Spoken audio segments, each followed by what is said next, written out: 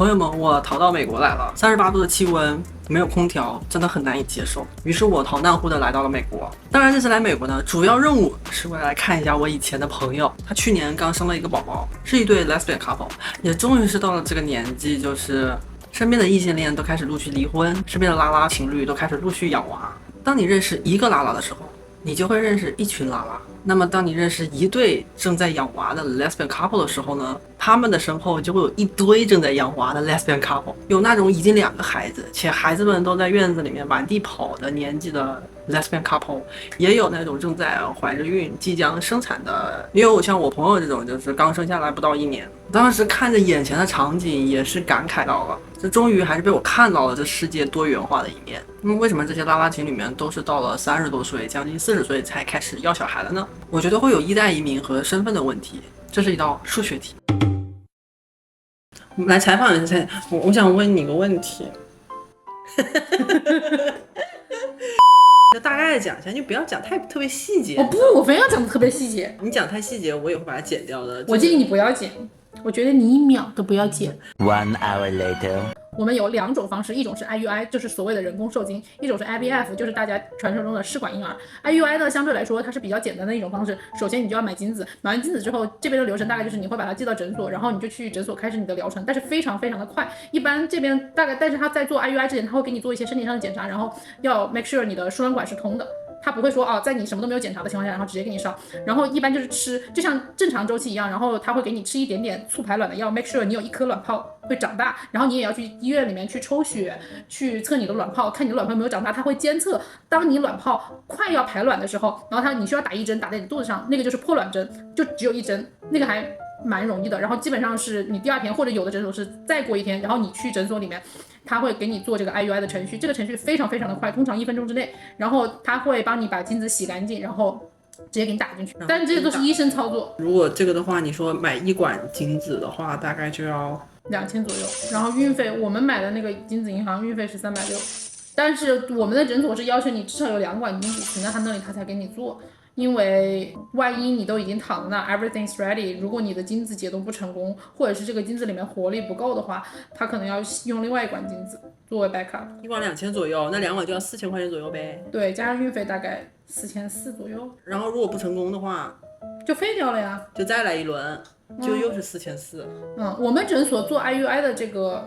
procedure 的费用是520，自费的话就不是很贵，就520一次。然后还再加上520，就大概5000块钱左右吧。但是你虽然买了2管精子，那管没用，下次还可以再留着用啊。然后呢，这就是如果你成功的话，其实就是5000块钱就结束了。然后这个如果你的这个IUI 不成功的话，很多保险是要求你3次 IUI 不成功，它才可以 cover 你的 IVF， 而且大部分医生也会就是说他会劝你试个3次左右，因为3次不成功的话，他可能就不会要求你再试了。你也可以接着再试，但是呢，你也可以不试，因为我们不再试是因为我们觉得精子太贵了，因为 IUI 的成功率很低，就跟夫妻自然怀孕每个月受孕的概率是一样的。所以一个适龄年龄大概20出头，就25岁左右适龄年龄的夫妻，他们每个月怀上孕的概率就是20%，所以其实概率挺低的。IVF 的话，那就depends on 你的保险了，因为我不太知道大概自费，但是我听群里人说大概可能是3万块钱左右。你做 IVF 的话，过程主要分为2大步，第一步就是你的取卵，取卵的话你需要买药，买药的话大概是1万块钱左右，如果没有保险的话，你要买药，然后你就每天扎针，大概扎个10天到12天，有的人可能扎14、15天，但是平均大概就是10天到12天左右。你扎完针之后，然后就去取卵，取卵是一个手术，这是个总包的费用还是？我们有保险的话就是走 copay， 相当于是我去测1次血，然后2次卵泡，这个检查就是30块钱一次，但如果没有保险的话，应该是一个总包的价格，大概3万块钱左右。我听群里人说，大概24年的时候是3万块钱左右，我不知道现在涨价了没有。而且我们那个诊所属于比较贵的，也有便宜的诊所。所以 IVF 大概1次的话就是要3万美金左右。我觉得保守估计得3万吧，然后你也得买精子，但是 IVF 对精子的要求就没有那么高，就是你可以买差一点的精子，因为精子也分类型的，但是 IVF 相当于是他会把精子挑出来做单精注射，反正我们诊所是这样的，我们诊所相当于所有都给你拉到最高配，我们诊所不做低配的，就是你取卵之后他给你直接做单精注射，这是取卵，移植是另外的费用，移植应该是5000块钱左右。移植又是什么东西啊？就是你要先取卵，然后把卵取出来，然后跟精子结合，然后我们这边诊所是还要给你养囊，养成囊胚之后，然后还要去检测你的染色体有没有过批，你过批了他才给你移植，我们诊所是不会移不过批的那个。好的，你讲这些我都不会放进去的，因为太多了。好的 ，fine。对啊，有的比如说男的有什么无精症，他们可能也会去买精子啊。而且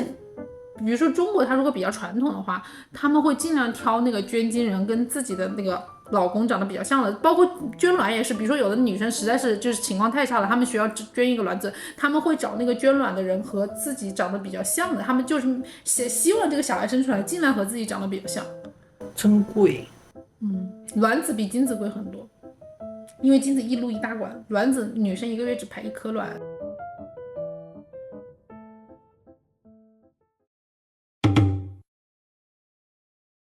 异性恋伴侣想生就生，几乎是零成本的生物默认值，而拉拉伴侣想要孩子，第一步先过的就是几万美金的入场券。这本身就是一种隐形的经济筛选，不是谁更适合当妈妈，而是谁付得起这条路。我的朋友在New Jersey确实是全美对同性育儿最友好的州之一。只要是先结婚后要孩子的，两位母亲从出生证签发的那一刻开始，就是完全平等的法定家长，不分谁怀孕谁提供卵子，法律地位是对等的。这背后是New Jersey在2020年通过的一项法案。在这之前，哪怕两个母亲的名字都出现在出生证上，非生育的一方仍然要走一遍非常冗长的收养手续，才能被法律真正承认。不过值得提一嘴的是，出生证明本身只是行政记录，不是宪法层面定死的判决，所以很多律师呢还是建议非生育的那个母亲去走一遍领养程序，拿到正式的判决书，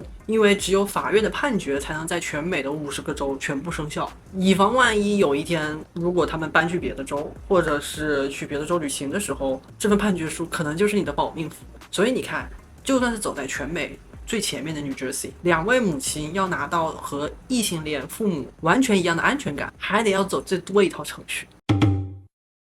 当你把钱和法律这两层结合在一起来看的话，你就会发现这一整套流程就是在逼着一对伴侣在孩子出生前，你就必须坐下来好好的聊一聊，把话全部都说透，哪一方承担多少钱，另一方要负多少的养育责任，一次不成功2次不成功之后该怎么办，要不要继续，继续的钱从哪里来，非生育的那一方法律怎么保障，要不要额外走一道收养的法律程序，万一将来搬家孩子监护权怎么办。而这些对话是异性恋伴侣很多时候是不需要主动去聊的，意外怀孕顺其自然就有一个孩子，并且很多异性恋的确是先有了孩子，然后在这个过程中慢慢的把这些问题一一的补上，甚至有些问题他们一辈子都没有去面对，因为整个系统就是默认站在他们那一边的。而同性伴侣没有顺其自然这个选项，他们被迫提前被迫深入的一次性的把所有问题全部都聊完，因为这整套系统就不会给你边走边看的机会。所以与其说这些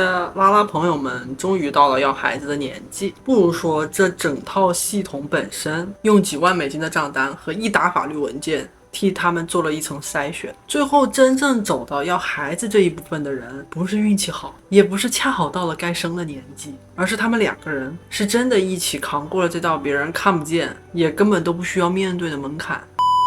回到那一天聚会的那一天，不管是院子里面跑来跑去的孩子，还是还在肚子里面还没有卸货的准妈妈，或者是我朋友怀里那个还没有1岁的宝宝，这些孩子没有一个是意外。同性伴侣的孕育从一开始就没有顺其自然，没有两个人反复去确认我们真的准备好了吗？这些孩子根本都不会出现在这个世界上。我并不是说异性恋对要孩子这件事情并没有很认真，而是我们现在的这套系统从来没有逼迫着他们去提前想清楚这些事情。那么哪个群体更加的深思熟虑呢？我不配下结论，这套系统已经替我们回答了。我也不知道未来会怎样，但是我非常期待看看这些孩子长大以后会有什么不同。